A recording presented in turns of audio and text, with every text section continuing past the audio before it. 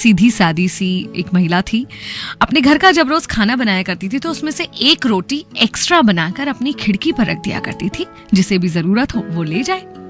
एक बाबा थे जो हर रोज आने लगे और खिड़की पर रखी हुई रोटी लेने लगे। लेकिन रोटी लेने के बाद वो एक लाइन कहते थे, तेरा किया हुआ बुरा तेरे साथ ही रह जाएगा और तेरा अच्छा तेरे पास लौटकर जरूर आएगा। एक दो दिन इसने सुना और ध्यान नहीं दिया। उसकी रोज की आदत थी, रोज अपने परिवार वालों के अलावा एक रोटी एक्स्ट्रा बनाती थी और उसे खिड़की पर रख देती थी। और अब जैसे रूटीन हो गया था कि वो बाबा आएंगे, रोटी को उठाएंगे और उठाकर फिर वही लाइन कहेंगे कि तेरा किया हुआ बुरा तेरे पास ही रह जाएगा और तेरा अच्छा लौट कर तेरे पास वापस जरूर आएगा। कुछ दिन उसने सुना और उसके बाद उस महिला को इरिटेशन होने लगी। बोले, अजीब है ये आदमी, मैं रोज इसके लिए रोटी बनाती हूँ अलग से, आज तक इसने मुझे धन्यवाद तो दिया नहीं, आज तक थैंक यू नहीं बोला, और ये अजीब सा पता नहीं क्या बोलकर जाता है, मैंने किसी का क्या बुरा किया है।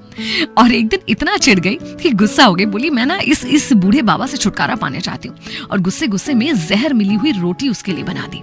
जहर मिली हुई रोटी बनाकर खिड़की पर रखी ही थी कि अंदर से आवाज आई कि ये मैं क्या कर रही हूँ, मैं किसी की जान ले रही हूँ। तुरंत रोटी उठा ली खिड़की पर से और एक अच्छी रोटी खिड़की पर रख दी। वो बाबा आए, उन्होंने फिर रोटी उठाई और फिर वही कहा कि तेरा किया हुआ बुरा तेरे पास ही रह जाएगा और तेरा अच्छा तेरे पास लौटकर जरूर आएगा। इसने अनसुना सा किया, इरिटेट हुई अंदर चली गई। इस औरत का एक बेटा भी था जो कई दिनों से बाहर था। दिन रात उसकी सलामती की कामना करती रहती थी, क्योंकि कई दिनों से उससे बात भी नहीं हुई थी। और उस दिन अचानक डोरबेल बजी और सामने क्या देखती है, उसका बेटा खड़ा हुआ है। वो बहुत खुश हुई, लेकिन अपने बेटे की हालत को देखकर बहुत दुखी थी। ऐसा लग रहा था कि कई दिनों से उसे जैसे खाना तक नहीं मिला। उसने पूछा कि बेटा क्या हुआ। उसने कहा, माँ, मैं जिस देश में था वहां युद्ध जैसी स्थितियां बनी हुई थी, हमें कैद कर लिया गया था और किसी तरह मैं वहां से निकलकर वापस आ पाया हूँ। ऐसा लग रहा था कि बस प्राण निकल ही जाएंगे। इतने में रास्ते में एक बूढ़े बाबा मिले। उनसे मैंने कहा कुछ खाने को दे दो। उनके हाथ में एक रोटी थी जो उन्होंने मुझे दे दी, और शायद उसी वजह से चलकर अपने घर तक पहुंच पाया। और पता है माँ, उस बूढ़े बाबा ने मुझसे क्या कहा? उसने कहा कि तेरा किया बुरा तेरे पास ही रह जाएगा और तेरा अच्छा लौट कर तेरे पास वापस आएगा। माँ ने दिल पर हाथ रख लिया और ईश्वर का बहुत शुक्रिया किया कि आज उसने वो जहर वाली रोटी खिड़की पर नहीं रख दी थी।